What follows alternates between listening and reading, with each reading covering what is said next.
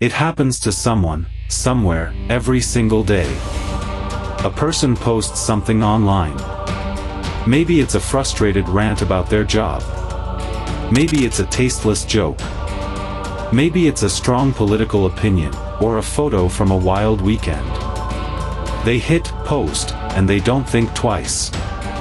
A few days later, they're sitting across from their boss, being told to pack their things. They've been fired for the post. And almost immediately, a single phrase comes out of their mouth, the same phrase nearly everyone reaches for: they can't do that. I have freedom of speech. They are furious, they feel violated, and they are absolutely convinced the law is on their side. Here's the uncomfortable truth, and it's the reason this video exists. In a huge number of cases, your boss can do exactly that, and that confident belief about free speech is one of the most expensive misunderstandings in the working world. But there's also a crucial flip side. There are specific situations where firing you for a post is flatly illegal, and most people have no idea those protections exist. So let's draw the actual line. To understand any of this, you have to start with a concept that quietly governs most jobs, especially in the United States: at-will employment. In an at-will arrangement, which is the default for most private sector workers, the relationship goes both ways. You can quit at any time, for any reason, with no notice. And, crucially, your employer can fire you at any time, for almost any reason, or for no reason at all. They generally don't need just cause. They don't need to prove you did anything wrong. They can let you go because of your post, because of your attitude, or simply because they feel like it. Sit with that, because it's the foundation everything else is built on. The baseline assumption of the law, in most places, is not, you can only be fired for a good reason. It's the opposite: you can be fired for almost any reason at all. Firing you over a social media post is, by default, just another version of any reason.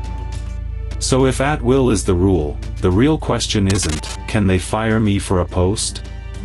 Usually, yes.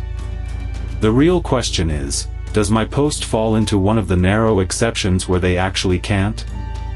Now let's destroy the myth, because it traps people constantly. I have freedom of speech, so my boss can't punish me for what I say. Here is the key thing almost everyone gets wrong. In the United States, the free speech protection in the First Amendment restricts the government. It stops the government from throwing you in jail or punishing you for your speech. It says almost nothing about what a private company can do. Your private employer is not the government. When you post something and your private boss fires you for it, the First Amendment generally does not apply at all. You had the right to say it in the sense that the government won't arrest you, but your employer is completely free to decide they don't want to keep employing the person who said it.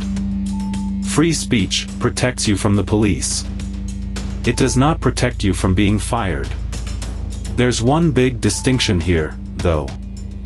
If you work for the government, a public school, a city office, a state agency, then you actually do have some First Amendment protection as an employee, because now your employer is the government. It's limited and complicated, but it exists. For the private sector worker, that shield mostly isn't there at all. Same post, completely different legal world, depending on who signs your paycheck. So if free speech usually won't save a private employee, what will? This is the part almost nobody knows, and it's genuinely surprising. There is a law protecting what's called protected concerted activity. In plain English, employees generally have the right to discuss the terms and conditions of their work, their pay, their hours, their safety, their treatment, together, as a group, in order to improve them. And this protection doesn't disappear just because the conversation happens on social media instead of the break room. Here's where the line gets sharp. Imagine two different posts. In the first, someone writes, "I hate this place, my manager is an idiot." That's just an individual griping. It's usually not protected, fire away. But in the second, someone writes, "Hey coworkers, are any of you also not getting paid for overtime? We should talk about this together." That second post is fundamentally different. It's an employee trying to organize with colleagues about working conditions, and that can be legally protected activity, even on a public feed. The difference isn't how angry the post is, or how harsh. It's whether you're acting alone, just venting, or acting together with coworkers about the actual conditions of your job. One is a personal complaint. The other is workers standing together, and the law treats those two things in completely opposite ways. Concerted activity is the big surprising one, but it's not the only situation where firing you for a post crosses a line.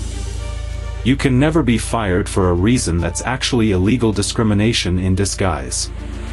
If your post reveals that you're a member of a legally protected group, your religion, your race, your disability, your national origin, and they fire you because of that, the "it was just a post" excuse doesn't save them.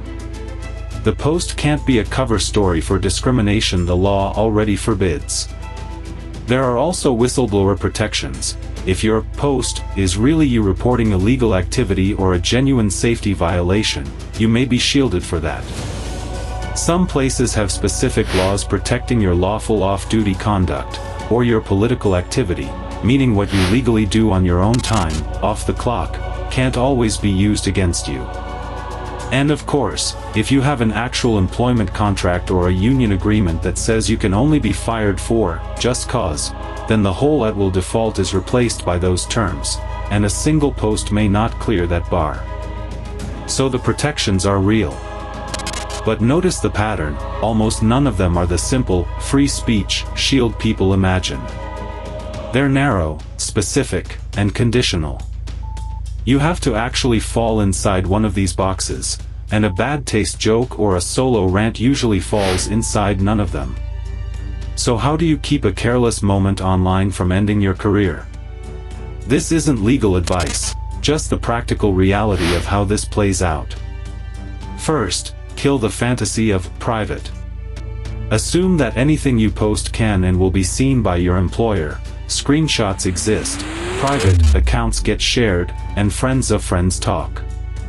Privacy settings are a speed bump, not a shield. If you wouldn't be comfortable with your boss reading it over your shoulder, treat it as public, because functionally it is. Second, understand the line we just drew. Pure venting about your specific job and your specific manager, alone, is the most dangerous kind of post and the least protected. If you genuinely have a workplace issue about pay or conditions, the protection tends to live in doing it with your coworkers and about the conditions, not in a solo blast of insults. And if you believe you were fired for something that actually was protected, concerted activity, discrimination, whistleblowing, that's exactly the moment to talk to an employment lawyer or the relevant labor agency, fast, because these rights almost always come with short deadlines. The bottom line is this: the internet feels like your living room, but to your employer it's a billboard with your name on it. Free speech is not the safety net you think it is. The real protections exist, but they're narrow, they're specific, and they reward the people who actually know where the line is. So tell me, down in the comments, should employers be allowed to fire someone over a personal post made entirely on their own time? And if this changed how you see that post button, the video on screen breaks down the man a court declared legally dead, while he stood alive in the courtroom. Go watch it.